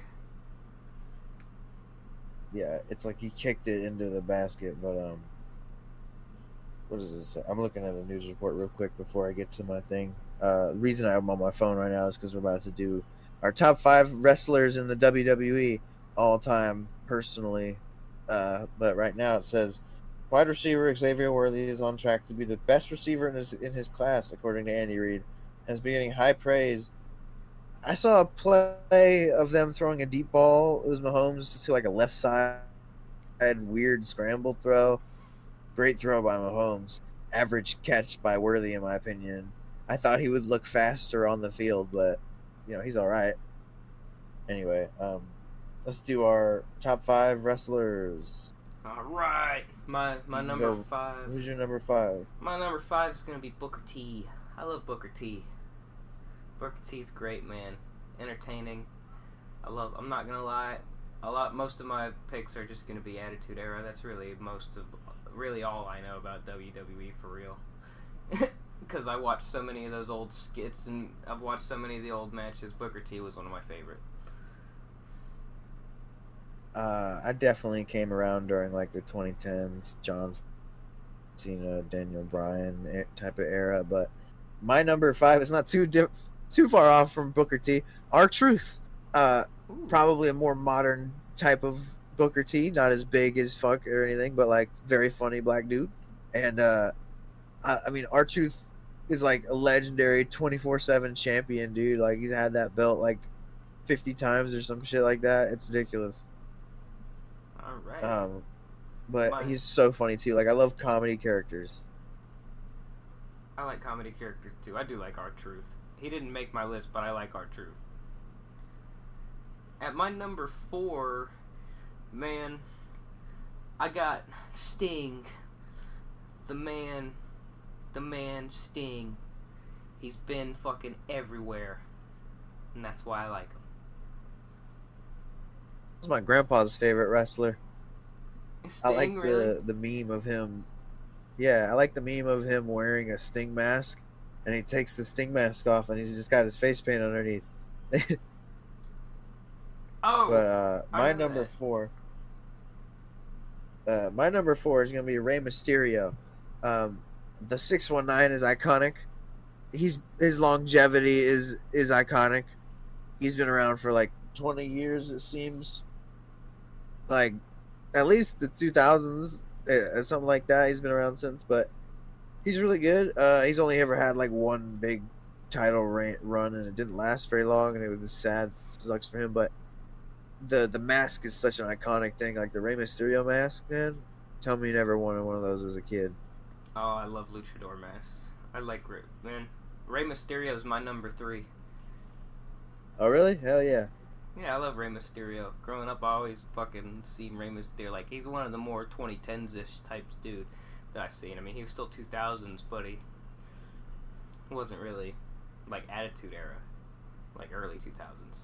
Like, I'm used to. He does that Hurricane Rana shit, and they do that in, like, movies and TV shows and stuff as, like, a move. I'm like, they're doing the Rey Mysterio. What the fuck? That's not right. It's weird. You ever see people do the Hurricane Rana, like spin around a dude and grab him with the legs by the head and then fling him in TV shows and shit? Man. You don't know what I'm talking about? Okay. But my number 3 was Jeff Hardy. I like his style. I've always liked how he wrestled. His song was cool. His brother was cool, like duo and everything. Great tag team. It's unfortunate that he's like a druggy DUI guy. Like he fucking can't help but get in trouble, and now he's like got a weird Instagram where he sings and he can't actually sing, and it sucks because you're like, oh my god, this guy had talent, but he cannot sing. So yeah, but Jeff Hardy with the Swanton Bomb and all that shit, legendary. His intro walkout dance and all that shit, legendary. And his style is just cool. I can't say I haven't dressed like that at least once or something. Man, he's off my list, but he's definitely up. He's in my top 10. That's for damn sure, man. My number 2 is gonna be Edge. Contemplated putting him at number 1 over who I think is the greatest of all time, but my number 2 is Edge. I just like Edge, man. I've always liked Edge. He's always been one of my favorite. Thinking we might have a similar list or something. Yeah, we might. And then after my number 1, I want to list a couple of the guys that I left off my list that I still want to mention just because they're legendary. And like a year or two ago, they probably would have been in my top 5 list. But me knowing a little bit more and like watching more than I have in those past 2 years, it's changed a little bit. My number 2 is Randy Orton. I fucking love him. He just barely missed the list, bro. He's like my number 6. My dad met Randy Orton one time when I was just sitting at home, and then he sent me a picture of him. He met him at the gym. He's just pumping iron down, like, oh God, it was like right down the road. Like I can't Chesapeake Boulevard, you know. I'm trying to think of like a good something you'd known down there. You know that Mexican restaurant down the road, out near that corner and everything, and there was like a gym in that like shopping center. Yeah, I know. I don't know how to explain it to you, I but know what you're talking about because I love Mexican Randy Orton restaurants. worked out with my dad, like a fucking not even a mile away from my house or something, and he sent me a picture. And when I was a kid, I used to think my dad was like the biggest fucking dude, jacked and stuff, and like the coolest motherfucker. He sends me this picture of him next to Randy Orton. He looks like a nerd. He's small compared to this dude. He's huge. I can't believe how huge they are. Like these people, I can't imagine meeting the Big Show. I'd shit myself. Oh my god, the Big Show, that'd be fucking crazy. But yeah, Randy Orton's my number 2, and he's just like really good. He's like second or third in like all time championship reign or something like that. Man. But yeah, who's your number 1? My number 1 is the GOAT. Some people might disagree with him being the GOAT, but he's my GOAT, and it's the Undertaker. You can't fucking beat the Undertaker. I got a hot take about him. My favorite gimmick of his was the American Badass with the fucking motorcycle. Really? I thought that shit was way cooler. Like, you already established he has supernatural powers, but now he's talking and he's a badass, and it fits him more. Like, he's badass, and like he was cool as the Undertaker, but it was also kind of emo. You know what I mean? He had like concealer and shit on, and he had weird Paul Bearer. Paul Bearer was a weird little fucking pervert sounding dude, so it was like rest his soul and all that. But you know, it was a weird character, and then when he turned it into the American Badass, pretty great. And I do like the Undertaker, and always with the bong. You know, it's like iconic. At WrestleMania when he was there, people lit up for that. Man, but my number 1 was your number 2 in Edge. He's just my favorite dude. He's so intense. I love that about it. Like his spear is the best spear, in my opinion. Like he just does it so like it looks sharp when he does it, man. I don't know what to tell you. Everyone says Edge's spear is hard to take, which I don't know. It's probably because it's old school. I bet motherfucker probably doesn't care about doing it gentle, make it look good. But he's just so dope. And I remember, I think he came back like out of nowhere. I was just watching the Royal Rumble, and then he won it. Or no, he didn't come back out of nowhere. Yeah, he came back out of nowhere, won Royal Rumble, I think, and then didn't win it. And then the next year, I think he was number 2, and he won it. And I was like, hell yes. Because I watched the whole fucking thing. And because it was him at the end. And then Randy Orton was like number 1 or something, and he got hurt and then pretended to be out and then came back at the very end and tried to win it. And then Edge won it anyway. And I was like, that was fucking awesome. And then I had my friend over, and he slept in another room. I went to bed. And then I was like, I can't taste anything. And that's when I got COVID for the first time. So I'll always remember Edge with getting me COVID and my friend being at my house. So that was a great occurrence for Edge. He won the Rumble. Edge. But yeah, that was our list. And then I needed to give some honorable mentions to some guys I would have put in my top 5 a little bit ago. Cannot forget Stone Cold Steve Austin and The Rock. They would have been my top 2 like 2 years ago. I fucking love those guys so much. Then Bret Hart and Shawn Michaels. It's kind of like Rock and Stone Cold. Like it's a fucking rivalry thing. But I've watched more of The Rock and Stone Cold individually than I have of them. Really, all I know of Bret Hart and Shawn Michaels is their rivalry in the store. So basically, that's all I know of them, but they're legends. And then, of course, Randy Orton and Triple H. But I wanted to say that I'm not a fan of John Cena. I never was. I respect him, and he's a legend, and he's funny on Instagram, but I do not like him as a fucking wrestler. I don't like John Cena. He big strong, though. He is big strong, though. Yeah, I guess if I had any honorable mentions, I would have like Shawn Michaels almost made my list.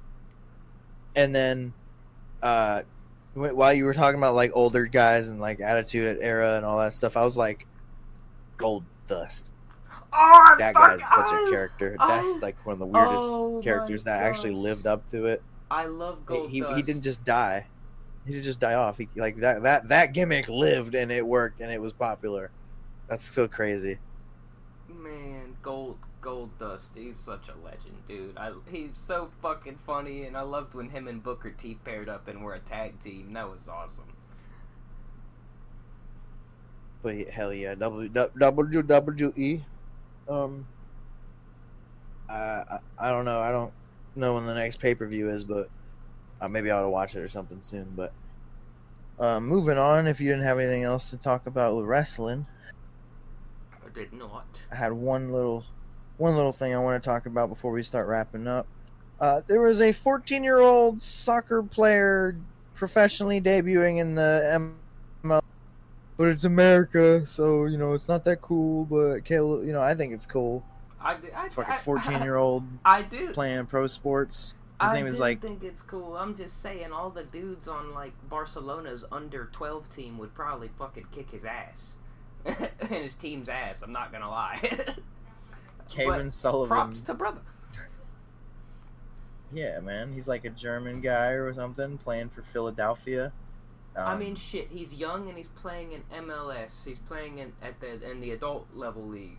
So clearly he's probably gonna go to Europe at some time, and fucking make me look stupid for saying that. But I'm just saying, man. The under 12 teams could probably beat his fucking team. Maybe, yeah, like the fucking the under 10 Indians girl team can probably beat him. No, just because they play soccer that much more. Oh, no, maybe not. But I'm talking like your Barcelona teams, like your fucking farms of just giant Real Madrid, Barcelona, fucking Man United, I guess. Fucking kids in those countries are born with holding soccer balls, bro. Like I don't blame them, but yeah, I just want to shout out Kevin Sullivan for that, being like the youngest pro athlete I've ever fucking heard of. And then, oh, Mr. Biden, what have you done? Why are you gone? What is happening? What kind of conspiracies are we doing now? Biden has dropped out of the presidential race, and I got theories and suspicions. He should have been I think. fucking dropped out. He should have never ran again. I mean, what else was he gonna do? I mean, he probably didn't want to give it. He probably wouldn't have done this anyway if Trump didn't if he didn't survive the assassination or something, or that didn't happen. No, I actually, Biden would not have dropped out if he didn't do that debate. That's what I think. That's when everyone. You think he got made look bad when he said we beat Medicare? Yeah, he looked really bad in that debate. The media, even the Democratic ran media, fucking ripped holes in him. And his entire party, after that debate, were all like, yeah, we don't think you can win this. We think you should step down. And they're like, I'm so excited. So it's like, what the fuck? So I'm so excited. They ruined their chances. Kamala Harris and Donald Trump is going to be one of the funniest debates ever. He fucking annihilated Hillary Clinton when they were debating. Remember when he was like, because you'd be in jail or some shit? That was a fucking hilarious debate. That was funny, dude. He's so funny. And Kamala is like, this is the first time she'd be speaking in like a position of like, I guess vice president's not power, but well, I don't know. Mike Pence wasn't fucking loving it up. She held power over the Senate for a while because the Senate was a 50-50 for a little bit. When they were in office for like 2 years, the Senate was 50-50, and if the Senate's 50-50, then the vice president breaks any tiebreaker. So she was. Doesn't she hate weed? She hates weed, dude. She hates weed. She hates black people. She hates. She hates everybody, but says she loves everybody, just like every fucking Democrat ever. Yeah, it's gonna be interesting, man. Right after the Trump assassination attempt, Biden drops out. I thought that was fake. Delson, you know Delson, right? Yeah, I do. He fucking posted that like it was like a Giants meme or some shit, and about Biden dropping out. I was like, no way, what the fuck? It was like a meme or like a tweet from some random, and it was like said Biden has dropped out. I was like, no way. Because usually my grandma will text me about political shit. She told me Trump got shot, and I was like, oh wow. But yeah, Biden's out, Kamala's in, allegedly or whatever. Yeah. My grandma also said that if they don't fucking keep Kamala, they'll probably lose the black vote. So you know that's. Dude, like they'll lose regardless. This was so fucking stupid. Joe Biden, even though he dropped out because of everyone was telling him to drop out of the fucking race, and after his big embarrassment on TV in his fucking debate against Trump, but it's like he was still their best shot. If you look at polls and recent polls that dropped today, like Biden does better in polls than Kamala Harris does against Donald Trump. Like Trump versus Biden is like 50-50, or Trump's leading by like 2 points, 3 points in the polls. I see all these fucking polls, not just national, but in battleground states. Trump's leading by like fucking 6, 7, 8, 9, 10 points in some states, and even nationally against Kamala Harris. And she's less liked than Joe Biden. She's just going to be pushing the same policy and agenda as Joe Biden. You had the president, the incumbent president, fucking drop out 3 months before the election. Oh my god. Like, what the hell? This might have just sealed their fucking fate. Like, this might have sealed their fate. It might just be a total Trump victory now. And shit. On short notice, the Democrats will be putting out Alexander Volkanovsky. It would be smarter for to be honest. RFK's numbers might boost. Honestly, it might. RFK dropped out of the Democratic race to start his own third-party race, and he said if the Democratic Party wanted to take him back as the nominee, he would totally fucking think about it. So if sell out. Yeah, he will, of course. He's a sellout. I don't like him either, but I'm just saying. Like, that's what I was about to say about Bernie Sanders. If they put him in there, I wouldn't vote for him now. If it would have been 4 years ago, yeah, I would have voted for Bernie. But then he fucking sold out to Biden and was like, you know, if I'll I'll let you run if you guarantee me a cabinet position. So he dropped out to be part of Biden's cabinet. No, he And didn't. isn't that not true? That's not true at all, because he's been Oh. fucking senator of Well, then Vermont. what happened? He's been the senator of Vermont. The DNC, the Democratic National Convention, in 2016 and 2020, fucking, they pull their own strings, don't have elections, fucking have their rules on delegates and voting and whatnot and shit. Bernie should have won both times, but the DNC blackballed him. But basically, Bernie kind of endorsed them still. He was like, even though this was bullshit, you still need to vote for them because he's better than Donald Trump. So you gotta do that for me, guys. That's a great impression. Whoa. That's what Bernie's like. That was good, bro. Okay, well, I didn't know all that. I mean, that sounds like the more complicated version of what I said, but Yeah, okay, I'll take your word for it. It is. It's just a little more complicated, pretty much. Like, he didn't take a position in this cabinet, but he endorsed him and stepped down as an opposition. That, but that was years ago, and I've just said that since then. I'm like, I would have voted for Bernie, but he's a sellout, and that seems to be common in that party because, like, RFK, now he's like, oh yeah, I'll tag into the Democrats because there's a vacancy. That's some bullshit. What about that worm in your brain, bro? Well, to be fair, Bernie's never been a Democrat. Bernie has always been an independent candidate. He's a socialist, he's still capitalist, but he's a social democrat because he's not a true socialist. He's not far left enough, but he's still farther left than anyone Democrat. But he runs under the Democratic ticket because he knows it'll fucking get him more votes. Except in Vermont, because he's already captured his own state, so when he's a senator, he's independent, but when he runs for president, he's Democrat. While the Democratic Party is crashing and burning, the only one doing it fucking hotter and louder is Ingrid Andress in this week's Shenanigan. The Shenanigan of the week.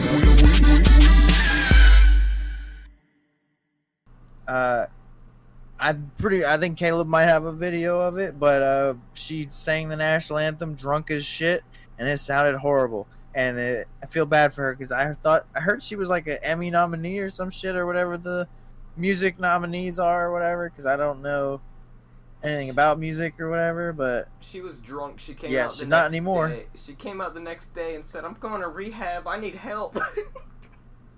Yeah, you need to fucking like swallow some butter for that fucked up throat. I guess this shit sounded bad. Dude, I don't know, but oh my god, everyone was saying it was horrible. But you know, usually it's like when people say things are horrible, oh, it's not as bad as they say. No, this was worse than motherfuckers said it was. What the fuck did I listen to, man? And she was like loving it, dude. She thought she was killing it. Oh, she thought she was killing it. Fuck, man. Being drunk does something to you, man. Gives you some crazy goggles. And she did not abandon her game plan at all. She didn't hear herself and be like, hey, I'm doing too much and it's not working. Let me chill out. No, she kept going with the whole like, oh, whoa, like the tricks and shit, like the changing pitches and doing tricks with her voice. And it wasn't working. But she still was like, I got a routine. I'm sticking to it. So I'm proud of Ingrid. But hopefully you can play the video. I thought nobody, I might not be able to because it might be copyrighted. But fucking, dude, everyone was like, no one can fucking one-up Fergie from like 2017 or 18. I was worse. Like, All-Star Game. No, this was way worse. She was drunk. I couldn't even understand what she was saying half the time in the fucking song. Like, she was drunk. Like, damn, at least Fergie just, like, sucked. But yeah, that's the weekly shenanigan. And if to wrap up here, when I get to posting this week's episode, Mr. Caleb here has promised last week that he would be drawing us a cover image for the Instagram because him and his little fucking crony friends are sick of AI because they hate progression in the world, all apparently. So we're gonna see some nice, beautiful hand-drawn shit this week, right, Caleb? Yes, we will see hand-drawn shit this week. But it's not that I hate progression. I love progression. I love social progression. I hate AI I don't even hate AI progression. I just hate the way corporations are using them now. They're using them more for corporate benefit than for benefit of the actual people. If you don't do it, I'm gonna do something fucking weird. Like I'm gonna write Shenanigans on my stomach in paint and just take a picture of that or something. I got you, bro. So I have the time. Unless you want to see my hairy Jewish nipples. You know what I'm saying? I have the time. Do you want a theme or anything? We haven't done. I don't know.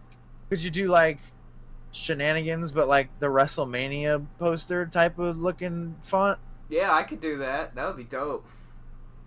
Yeah, like, cause I've wanted to do one about WWE, but AI is not great at generating all that shit. So. Oh yeah, I don't know, dude. And you best bet the fucking cover. I mean, y'all are gonna hear us talking about it in the episode, but still, y'all are gonna see it while y'all are watching the episode. But I'm gonna try and create, like, you know how WWE has their own logo. I'm gonna try and create a Shenanigans logo similar looking to WWE. Oh, okay? I believe in you. I'm gonna hound you about it this week too. Emblem for WrestleMania. I'm gonna hound you about it because I remember when you was telling me all of these ideas you had and how it wasn't gonna bother you once you got a job again. So I'm gonna hold you to that. Oh yeah, I got you. All right, hell yeah, hype. That was a good episode, brother. That was a good episode. Hope you all enjoyed it. Episode 26, Biden's gone. Who knows? Who are y'all gonna vote for? I don't know. Personally, I'm not voting for either. I was so close to writing Kanye in 2020. In 2020, though, I was so close to writing it, but I was like, no way, because I had to go back and hand the ballot to these people and look them in the eye while I did it. So I was like, I'm not gonna write Kanye on here, even though it would be the most funny